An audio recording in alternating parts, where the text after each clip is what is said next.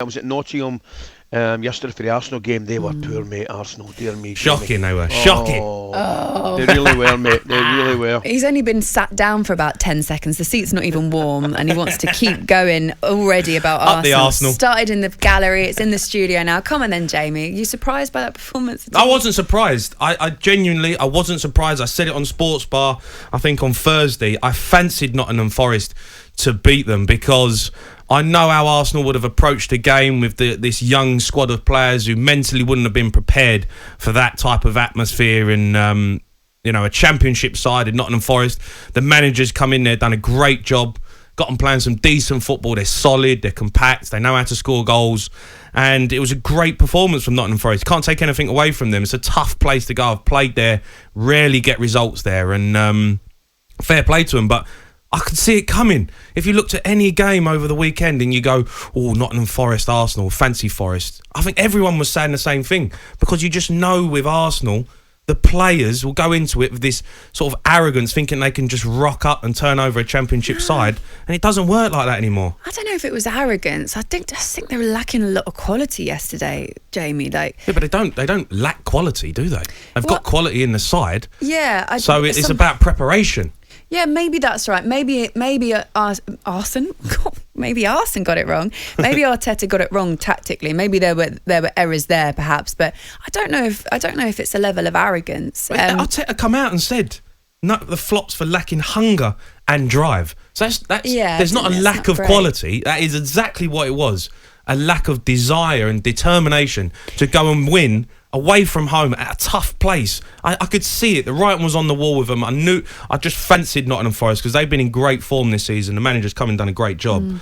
And, even like the Tavares one where he's like started an absolute shocker, that just shows the preparation towards the game, the way you go into that game. So Tavares basically was subbed after 32 minutes for anyone that missed it. Kieran Tierney came on. Tavares obviously wasn't happy, threw his gloves on the floor, ignored the staff. Yeah, you have been there, haven't you, Jamie? I've been there. Tell us about it. Oh, Ali, you'll love this one. So I've been now, so I know what Tavares is feeling. I got dragged once when I was 18. I was playing for Millwall on loan, and we played Carlisle away. And the manager wasn't really having me at the time anyway. And we were 3-0 down, and he dragged me after 30 minutes.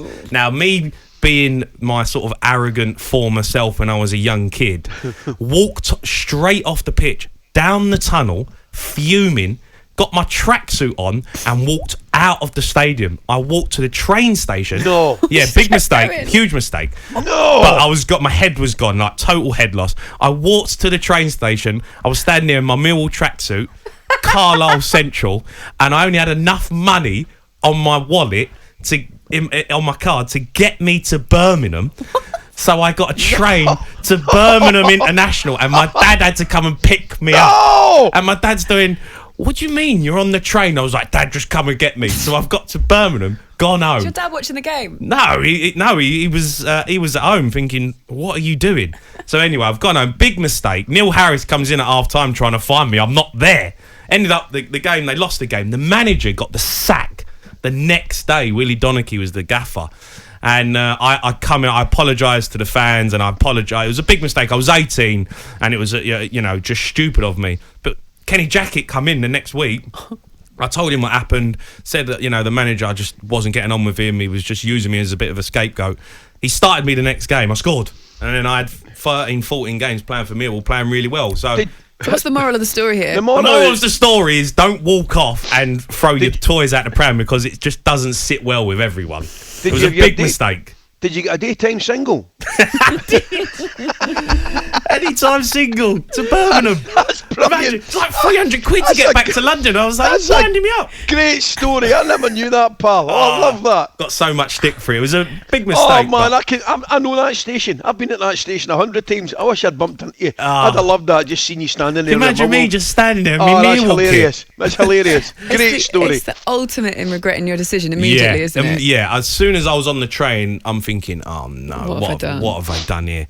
You just got to, Tavares, he gets dragged. He's had a stinker. We all have stinkers, like everyone. I've had more than most, and you just got to sit down, hold your tongue, keep your mouth shut, and just accept it. You didn't prepare for the game well enough. You've had a nightmare, and the manager's had to make a decision to take you off. And you've just got to suck it up.